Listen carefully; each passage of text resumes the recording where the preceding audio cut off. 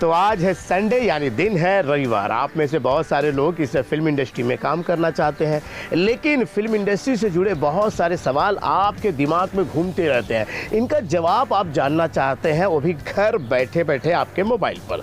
तो भाई मैं वही काम करता हूँ। मैं बहुत सारे सवाल जो आप लोग मेरी वीडियो के नीचे लिख देते हैं, उन्हीं का जवाब देने के लिए संडे स्पेशल वीडियो आप लोगों के लिए बनाता हूँ। आप में से बहुत सारे लोग बिल्कुल नए होंगे, मुझे नहीं जानते, तो नमस्कार दोस्तों, मैं हूँ रामा यादव और इस फिल्म इंडस्ट्री में काफ़ी सालों से कैमरा टेक्नीशियन का काम कर रहा हूँ और वहीं से बहुत सारी जानकारी मैं आप लोगों के लिए लाते रहता हूँ कि भैया कार्ड कैसे बनेगा, काम कहाँ मिलेगा। ऐसे बहुत सारे काम है, मेकअप का, साउंड का, कैमरे का, है ना, ड्रेसमैन का, ऐसे बहुत सारे काम होते हैं जो मैं सब बताते रहता हूँ, यूनियन वगैरह सब के बारे में, ठीक है ना। तो चलिए आप लोगों के जो है टाइम ख़राब नहीं करते, हमारे दर्शकों के सवाल लेते हैं। हमारे पास एक है दर्शक विजय द ग्रेट, वो लिखते हैं कि मेरे पास एक कहानी है, अनोखी कहानी है और मैं चाहता हूँ कि इस पर फिल्म बने। और मैं चाहता हूँ कि अगर कोई फिल्म ना बनाए तो कम से कम ये कहानी खरीद ले ताकि मेरी थोड़ी रोजी रोटी चल जाए। तो देखिए विजय जैसे बहुत सारे हमारे बारे में बहुत सारे इस तरह के राइटर हैं जो चाहते हैं कि हमारी कहानी को कोई ना कोई ले, डायरेक्टर प्रोड्यूसर लेके फिल्म बनाए, हमारा भी नाम हो, तो पैसा वैसा है। तो देखिए ऐसा है कि देखिए आप लोगों को भी बिल्कुल नहीं पता है कि फिल्म इंडस्ट्री के जो डायरेक्टर प्रोड्यूसर है वो अपनी वो कैसे कहानी को लेते हैं और प्रेजेंट कैसे करते हैं। एक कोई राइटर होता है वो कैसे प्रेजेंट करता है अपनी कहानी को, कैसे सुनाता है, वन लाइनर सुनाता है या पूरी स्क्रिप्ट सुनाता है या डायलॉग के साथ सुनाता है या स्क्रीन प्ले के साथ सुनाता है, समझ गए। ये बारीक बारीक चीज़ें आपको नहीं पता होती है, तो मैं आपको भाई सुझाव दे रहा हूँ और इसी तरीके से होता है काम। देखिए जो बहुत ही मतलब जो राइटर होते हैं जो इंडस्ट्री में आते हैं नए नए, तो वो लोग सिंपल चीज़ क्या करते हैं पता है, ये चीज़ फॉर्मेट तो उन्हें पता नहीं होता है कि कैसे कोई कहानी सुनेगा। और सबसे बड़ी बात है कि आपको इंडस्ट्री में कोई जानता पहचानता नहीं है, सही बात है ना। तो आपसे कहानी लेगा कौन। और आप जानते हैं कि कहानी ही एक जो है बेस होता है, फिल्म का बेस होता है कहानी। मतलब कि सबसे पहली ज़मीन जो है वो खरीदी जाती है, तो उसके ऊपर ही घर बनेगा। और ज़मीन ही अगर कमज़ोर होगी तो घर तो पूरा ढह जाएगा। तो इसी प्रकार से कोई भी नए जो है ना राइटरों को इतना जल्दी विश्वास कोई नहीं करता। तो आप अगर नए राइटर हैं तो आपको किसी न किसी बड़े राइटर के पास जाकर उनका असिस्टेंट के तौर पे काम करना होगा, समझ गए आप। तो उस असिस्टेंट के तौर पे जब आप काम करेंगे तो उनकी और आपकी अच्छी खासी जो है बॉन्डिंग होगी, आपकी पहचान होगी, जो वहाँ पर आएंगे कहानी कैसे लेने के लिए। क्योंकि जो बड़ा राइटर है उसके पास तो भाई दिन ब दिन कोई ना कोई आता होगा, गाना, कहानी, सब कुछ लेने के लिए। तो ये लोग क्या इतना दिमाग थोड़ी दिन भर खाली लिखते रहते हैं, इनके पास सब चेले बैठे रहते हैं भैया, इनके जो है ना सारे शिष्य बैठे रहते हैं आप जैसे नए नए। तो वो अपना अपना आइडिया लिख के देते हैं और फिर जो है ये यहाँ से मानिए कि इसको मैं कहूँगा कि एक दुकान की तरह। दुकान क्या होता है कि कोई एक जो होता है उसके नाम की दुकान होती है, लेकिन सामान तो अलग अलग लोगों का होता है। तो जो बंदा वहाँ पहुँचता है वो कहता है भाई मुझे ये सामान दे दो, तो वो उस कंपनी का दे देता है। अब क्या होता है कि सामान तो भाई इनसे लिया गया है, तो समझिए जो बड़े राइटर होते हैं उनके पास इसी तरीके से बहुत सारे गाने ऐसे ही आप जैसे लोग दे देते हैं। तो आपको उन्हीं राइटरों के साथ काम करना चाहिए और उनके जो है ना जान पहचान और उनकी फॉर्मेट किस प्रकार से ये सीखने की ज़रूरत है। तब जाके आपको आपकी कहानी, आपका विचार, आपका गाना ये सेल होगा मार्केट में, समझ गए आप। कभी कभी क्या होता है कि जो आपके गुरु हैं, जो आपके जो बड़े राइटर हैं, इनके पास भी कुछ मतलब कि टाइमिंग के गाने होते नहीं हैं। तो अगर आपके पास अच्छे गाने हैं तो ये आप उनको दे सकते हो और फिर वो आपको क्रेडिट भी दे सकते हैं, आपको पैसा भी दे सकते हैं। ये इस तरीका होता है, समझ गए आप। हमारे दूसरे दर्शक है, चलते हैं। ये कहते हैं कि ऋतिक शर्मा जी, मैं कैमरे का काम सीखना चाहता हूँ। देखिए कैमरे का काम सीखना चाहते हैं तो ये कैमरा टेक्नीशियन होता है और कई लोग ऐसे कहते हैं कि हमें कैमरा मैन बनना है। तो मैं तो यही कहूँगा कि देखिए मध्यम वर्गीय परिवार के लिए मैं ये वीडियो बनाता हूँ। जो बड़े बड़े लोग हैं जिनके पास पैसा है वो तो आप जाके एकेडमी ज्वाइन कर लेते हैं, कैमरे के काम को सीख लेते हैं, पढ़ लिख लेते हैं, सारी चीज़ें करते हैं और फिर जाकर सर्टिफिकेट लेके जो है अपने काम को मांगने निकलते हैं। लेकिन मध्यम वर्गीय परिवार जो होते हैं वो भाई पैसे कमाना भी चाहते हैं, सीखना भी चाहते हैं और आगे बढ़ना चाहते हैं। उनके लिए मैंने कई बार कहा है कैमरा जो है रेंटल हाउस होते हैं। मोतीलाल नगर में जाइए, बहुत सारे रेंटल हाउस है, गूगल में सर्च करिए, बहुत सारे रेंटल हाउस है। लेकिन एक बात मैं बता देता हूँ, गूगल वगैरह में जब भी आप सर्च करते हो तो आपको ऐसे फर्जी वाले मिल जाते हैं कि भैया आपको फिल्म इंडस्ट्री में काम करना है, आपको काम की ज़रूरत है, मैं आपको काम दिलाता हूँ, आप हमसे ये करा लो वो करा लो, वो फला ढिमके में मत पड़ना। जिसका भैया रेंटल हाउस होगा आप चले जाना, एड्रेस होगा तो चले जाना, वहाँ पे देख लेना और देखने के बाद देखना बहुत सारे वहाँ पे कैमरे वैमरे सब रहते हैं, वहाँ पे अपने बायोडाटा देना और उसके बाद जो है कि भैया आपको अगर उनके पास जगह खाली होगी तो आपको 1-2 हफ्ते में ही बुला लेंगे। इस तरह से आप उन काम को सीख सकते हो। कैमरा मैन भी बनना हो तो मध्यम वर्गीय परिवार के लिए यही एक अच्छा रास्ता है। पहले आप कैमरा टेक्नीशियन बन जाइए। आप जब कैमरा लेकर शूटिंग पे जाते हैं तो बहुत सारे कैमरामैन आपको मिलते हैं और वही कैमरामैन से जब आपकी बॉन्डिंग हो जाती है, आपकी बातचीत अच्छी हो जाती है, तो आप उनका मतलब उनके जो काम करते हैं, लाइटिंग का काम होता है ना, ग्राफर का काम होता है, उसके बाद जो है ना कैमरे के बारे में और भी चीज़ें काम होती है। तो इन कामों को आप करके अच्छा खासा उनके साथ जो है ना ये कर सकते हो, उनके साथ जो है बातचीत करके वो उनके असिस्टेंट के तौर पर भी काम कर सकते हो। तो ये सारी चीज़ें आप कर सकते हो और इसी तरह से आप आगे जो है बढ़ोगे। बहुत सारे लोगों ने इसी तरीके से जो है टेक्नीशियन का काम किया और आज अच्छे खासे कैमरामैन भी सफल है और कई सारे टेक्नीशियन भी है, उनमें से एक मैं भी आपको दिखाई दे रहा हूँ। ठीक है, चलिए अंकित की मैंने बात अभी, हाँ, अंकित राणा जी हैं, वो लिखते हैं कि मैंने फिल्मों में मेकअप का काम करना चाहता हूँ, तो कोई रास्ता बताइए। देखिए, मेकअप के बारे में मैं एक वीडियो बना रहा हूँ। एक बहुत ही अच्छे मेकअप मैन है और बहुत ही उम्दा जो है आर्टिस्ट के जो है वो मेकअप मैन अभी हुआ करते थे, अभी भी हैं। तो अभी तो वो जो उनकी जो है अभी ओल्ड हो चुके हैं, काफ़ी बूढ़े हो चुके हैं, लेकिन उन्होंने जो है कि फिल्म इंडस्ट्री में नए लड़कों को किस तरह से मेकअप को सिखाने का काम और फिर उनको उनके जो है आर्टिस्टों के साथ में उनको जो है मेकअप करवाने का, ये सब जो है वो सारा चीज़ अभी शुरू किया है। और वो मैं आपको बता दूं कि बहुत बड़े कलाकार हमारे सदाबहार हीरो गोविंदा जी के खास मेकअप मैन थे और उन्होंने ये चालू किया है। तो मेरे पास उनका कुछ इंटरव्यू का क्लिप है, मैं आपको दिखा देता हूँ, देखिए ज़रा, ये उनका क्लिप है।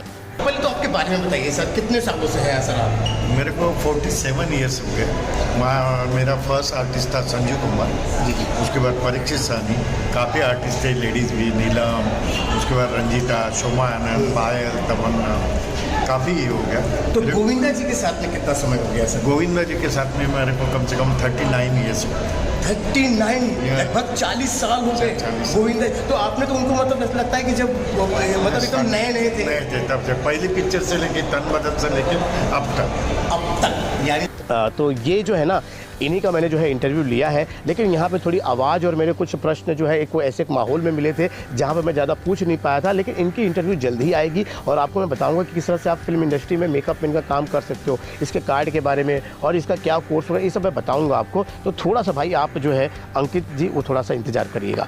विकास जी कहते हैं कि भाई मुंबई में कई बार गया लेकिन काम देने के नाम पर सब पैसे मांगते हैं। देखिए भाई, ऐसा है कि यहाँ पर काम से ज़्यादा लोग जो है ना आप लोग को लूटने वाले बहुत ज़्यादा हैं।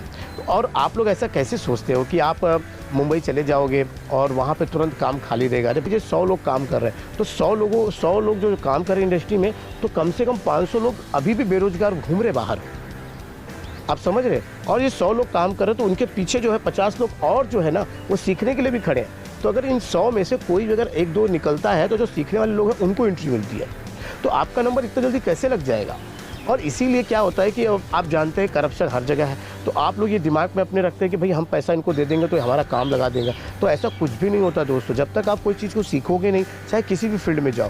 एक्टिंग की बात करते हैं तो भाई आपको ऐसा एक्टिंग आता है, ये तो भाई सब लोगों को गलत फहमी रहती है कि मुझे एक्टिंग आती है। मुझे भी कभी कभी लगता है कि मैं भी अच्छी एक्टिंग करता हूँ, लेकिन जिस टाइम कैमरे के सामने जाता हूँ तो डायलॉग भूल जाता हूँ। और ये सब चीज़ों को मतलब कि क्या एक्सप्रेशन देखना है, क्या चीज़ करना है, तो ये सब चीज़ सीखना पड़ता है अच्छे से। तो मैं तो यही कहूँगा कि देखो, इस तरह से आपको लूटा जाएगा तो आपको क्या करना है, इसकी तैयारी करके आना है। कोई आपसे पैसा मांगता तो दो मत, आपके जेब से कौन पैसा निकाल लेता है, वो आपको बेवकूफ़ बनाता है, आप बन जाते हो। तो इस तरह से बिल्कुल मत करिए। जो काम करना है वो एक ही लक्ष्य को रखिए। कई लोगों को तो पता ही नहीं होता है कि हमें मुंबई जाके करना क्या है।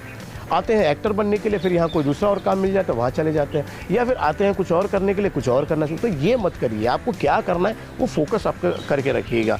चलिए, यहाँ पे हम सत्येंद्र जी कह रहे हैं कि कास्टिंग एजेंसी वाले पैसे मांगते हैं, ये क्या सही बात है?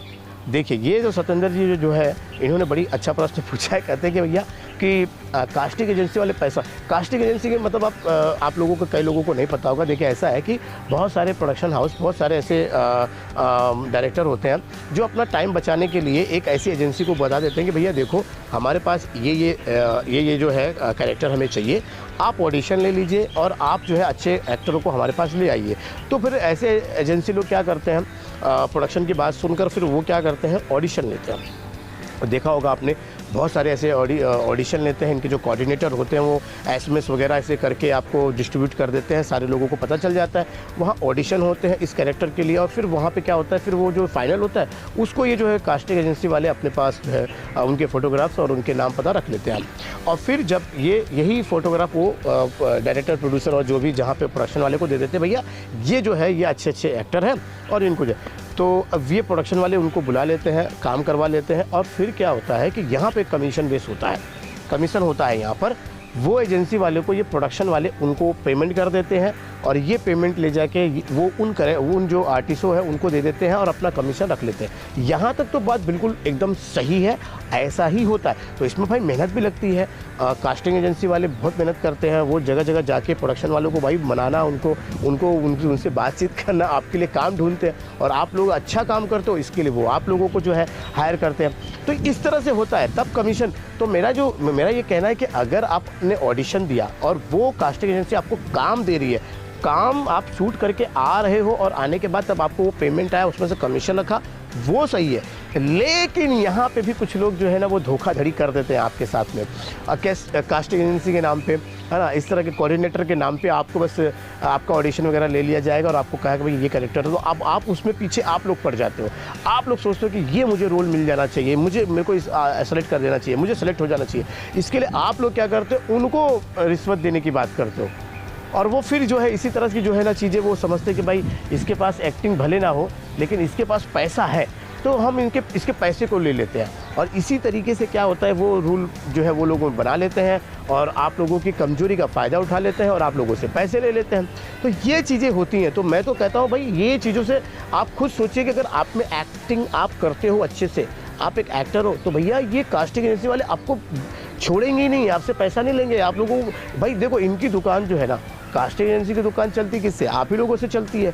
तो ये चाहते हैं कि आप अच्छी एक्टिंग करो ताकि आपको ये किसी प्रोडक्शन हाउस में भेजे और वो जो है ना पैसे मिले, कमीशन मिले इनको। क्योंकि कास्टिंग एजेंसी वाले भी तो यार, उनकी भी तो रोजी चलानी पड़ती है। लेकिन क्या होता है, कई बार आप लोग उनको सिखा देते हैं और हाँ, कास्टिंग एजेंसी वाले भी देखते हैं कि अगर कोई कमज़ोर आर्टिस्ट है तो ऐसे आर्टिस्टों को जमा कर करके ये क्राउड वाला काम करवा लेते हैं। फिर आपको ये कपिल शर्मा और ये केबीसी वगैरह और कहीं किसी फिल्म में बैकग्राउंड में खड़ा होना और फिर दुकान डरिया, इस तरह का जो होता है ना चहल पहल वाला या क्राउड वाले जो सीन होते हैं, उसमें आप लोगों को ये कास्टिंग एजेंसी भेज देते हैं और आप लोगों को वहाँ पे कुछ देते हैं, 200-500 रुपये आप लोगों को दे देते हैं। वहाँ भी कमीशन लेते हैं, वहाँ भी कमीशन वो लेते हैं। अगर 1000 रुपये अगर मिल रहा है प्रोडक्शन से तो ये आपको 800 देंगे, 200 रख लेंगे। तो ये चीज़ मैं कहता हूँ कि अगर कास्टिंग एजेंसी वाले आपको काम दे के पैसा दे रहे हैं तो ठीक है, काम पे भेज के पैसा ले रहे हैं तो ठीक है। लेकिन कहीं आपको ये कह रहे हैं कि पहले हमें पैसा दे दो और फिर हम आपको जो है काम देंगे, तो ये गलत है। तो इसमें थोड़ा आपको रोकथाम करनी पड़ेगी। तो उम्मीद है कि मैंने कुछ ज़्यादा सवालों के जवाब ले लिए हैं आपके, दे दिए हैं। और अभी भी आपका बहुत सारा कोई सवाल होगा तो प्लीज़ वो कमेंट बॉक्स में जाके लिख दीजिएगा। मैं अगले संडे जो स्पेशल वीडियो बनाऊंगा तो ज़रूर उसका जवाब दूंगा। तो मुझे उम्मीद है कि आज की वीडियो आपको अच्छी लगी होगी, तो भाई लाइक कर दीजिएगा और चैनल को सब्सक्राइब कर लीजिएगा, क्योंकि मुझे पता नहीं कौन सी वीडियो आपकी किस्मत को चमका दें। तो चलिए, आपके लिए बस इतना ही, मिलते हैं अगले वीडियो में। तब तक के लिए नमस्कार।